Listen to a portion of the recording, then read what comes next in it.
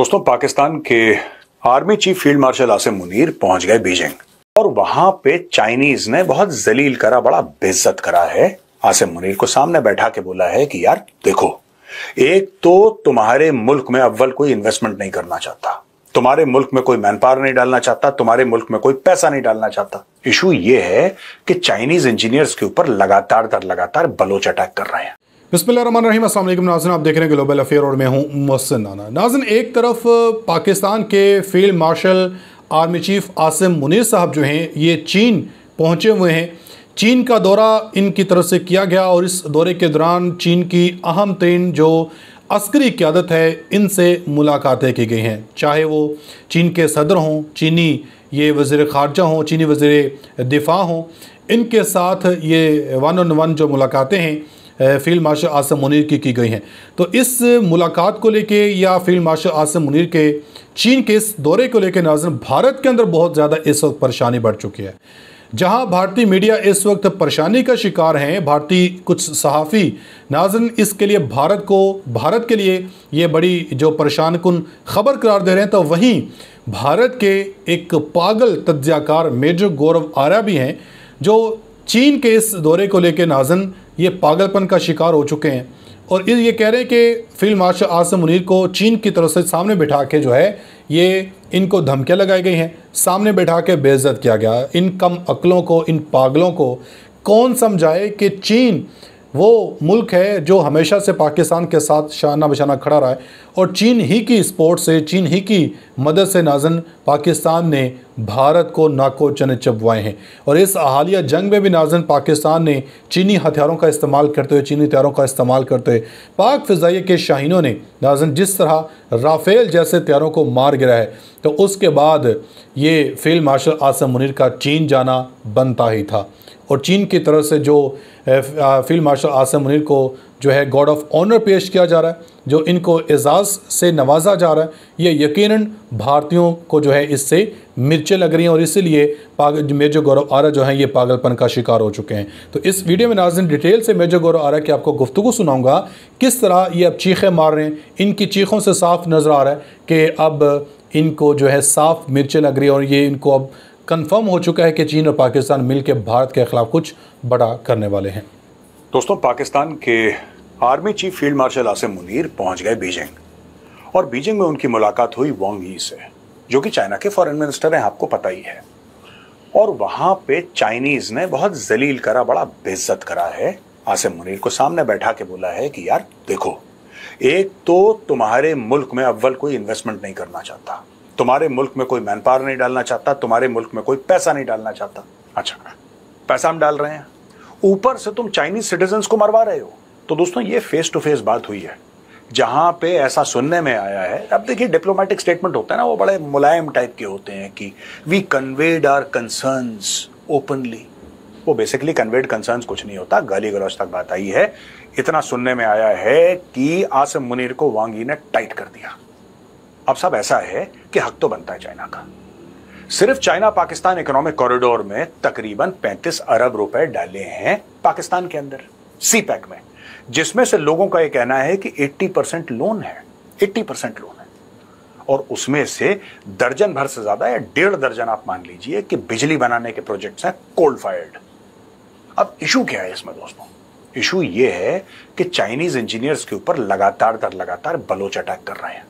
अब देखिए, बलोच क्या कह रहे हैं? बलोच कह रहे हैं कि साहब चाइनीज तो चोर हैं और जो पाकिस्तानी पंजाबी हैं, जो इनकी रूलिंग एस्टैब्लिशमेंट है, ये डबल चोर हैं।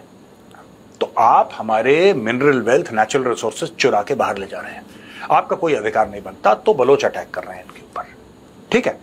अब इन्होंने टाइट कराया है, यानी कि वांग यी ने आसिम मुनीर को टाइट कराया कि तुम हमें सिक्योरिटी क्यों नहीं प्रोवाइड कर पा रहे हो, क्यों नहीं प्रोवाइड कर पा रहे। अब देखिए ना, ये जो गया था काम किसी और चीज के लिए गया था, इसका काम कुछ और था बेसिकली जब चाइना गया था। तो और चाइना गया क्यों Asim Munir?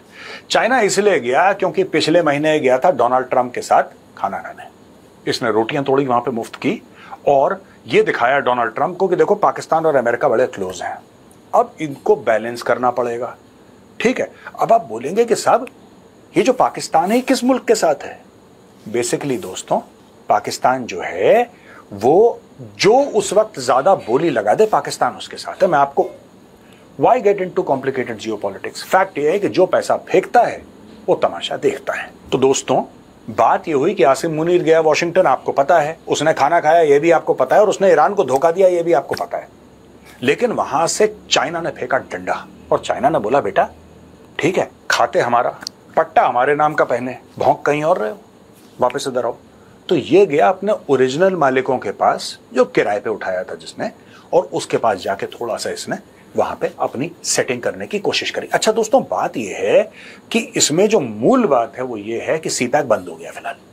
China Pakistan economic corridor is literally shut down for various reasons. अब ये लोग कहते हैं साहब कि भारत ने साजिश कर दी। अगर भारत ने साजिश की होती, अगर भारत ने कुछ भी ऐसा करा होता जिससे चाइना के इंटरेस्ट्स हार्म होते, और ये मैं पाकिस्तानियों से कह रहा हूं, आप जरा सोचिए, दिमाग लगाइए, अगर है तो दिमाग लगाइए, नहीं है तो मुझे बता दीजिए कमेंट्स में कि साहब पाकिस्तानी है, दिमाग वैसे भी नहीं है, कोई बात नहीं, घर की बात है, नो प्रॉब्लम। चाइना 30-35 अरब डॉलर पाकिस्तान में लगाता है सीपैक के नाम पे।